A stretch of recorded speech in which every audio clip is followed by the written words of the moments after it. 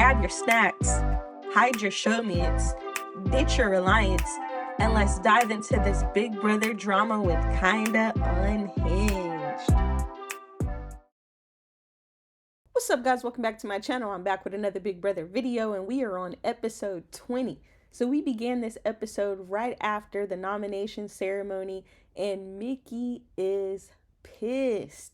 She's pissed, and she's going on this whole rant on this whole tyrant about how Rachel is threatened by her. That's why she put her up. And I mean, she's just like going in. She's so mad, but like her rant is just insane. Like, she thinks that she's bigger than what she is, and it's like, girl, you're not the worst Big Brother player, but you're definitely not the best. Like, what are we talking about here?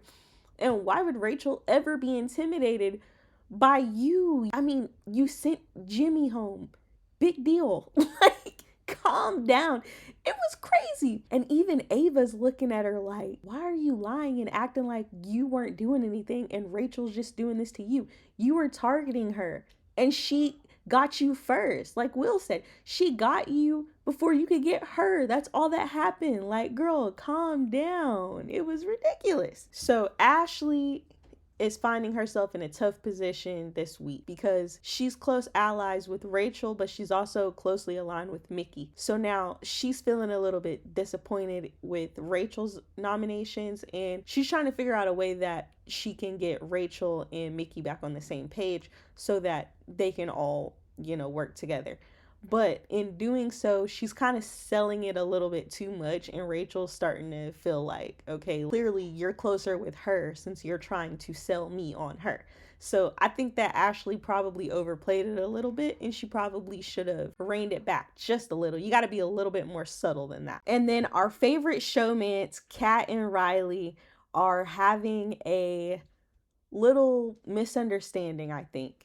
So Riley is feeling like he has more feelings for Catherine than she has for him, which honestly, Riley, it's been like that since the beginning. So I don't know what you're crying about or what you're upset about. Catherine says she does have feelings for Riley, but she just doesn't show her feelings as much as him. She's a little bit more reserved, and he's worried that this is just going to be a summer thing and she's going to be over him. So then we get a scene with Mickey and Rachel where they seemingly make up.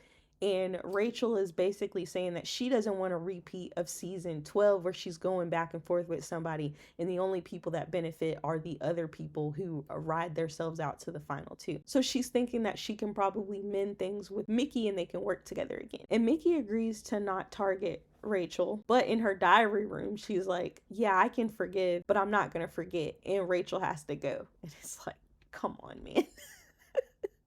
So then Keanu and Rachel make a final two, and they are officially called the Frenemies, and I love it, and I'm here for a Rachel and Keanu final two. So then Vince is asking Lauren if she gets picked to play in the veto, if she'll pull him off. And she's beating around the bush because she's scared to use the veto because she doesn't want Rachel to be mad at her. And of course, when they pick players to play in the veto, Lauren is one of the players that's picked to play in the veto. And the veto comp is Otev. Yes, Otev. One of my favorite comps. So this year, Otev is the Hog Father, and the contestants have to bring him names on a rat. And if you're the last one to bring him a rat, then you're out of the competition. So Will was eliminated first, followed by Vince. So at the end of one of the rounds, Mickey notices that Lauren is doing really well in this competition, and she's like, are you gonna use the veto? If you're not gonna use it, then you need to let one of us win it, trying to get her to throw it.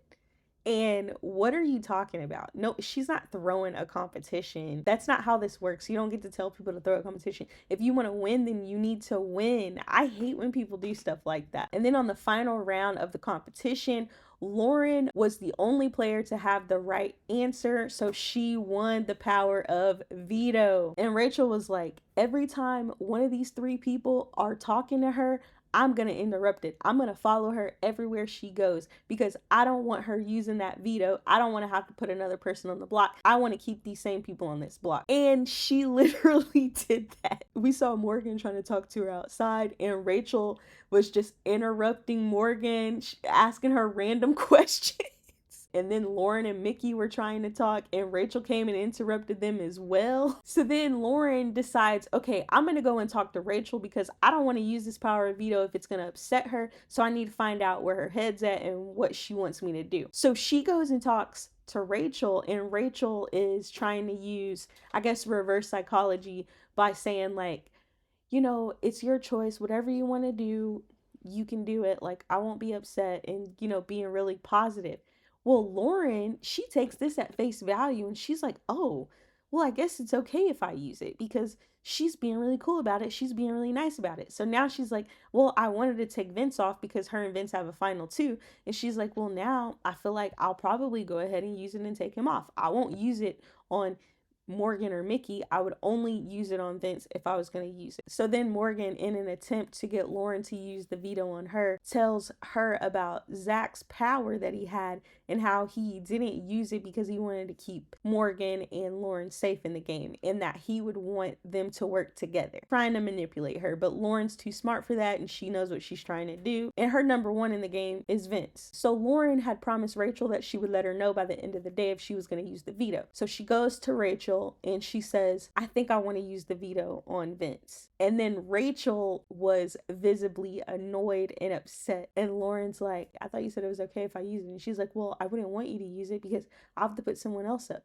So now Lauren is starting to feel nervous and scared about it. So she goes down to the storage room and she's talking to Vince and Morgan about what happened. And then as they're talking, Rachel pops in and she's like, what's going on? What are you guys talking about? And, you know, they were saying, we're talking about her using the veto. So Rachel tells Lauren, well, you don't need any input from any of us. You need to decide what you want to do for yourself. Basically dismisses her.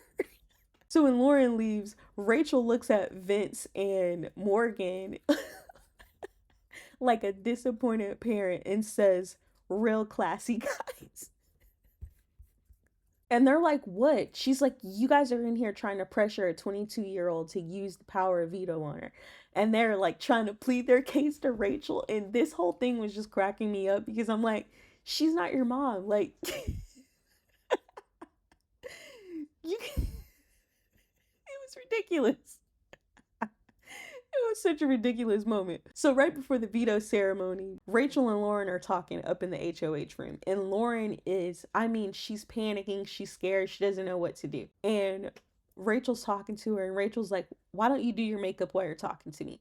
So Lauren goes downstairs to get her makeup brushes, I think she said. And she's like talking to Vince while she's down there. But she's panicking, like she's so scared. And I'm just like, Lauren, I realize that you're feeling pressured, you're intimidated, but I need you to get it together, okay? She's not your mom. She's not gonna do anything to you.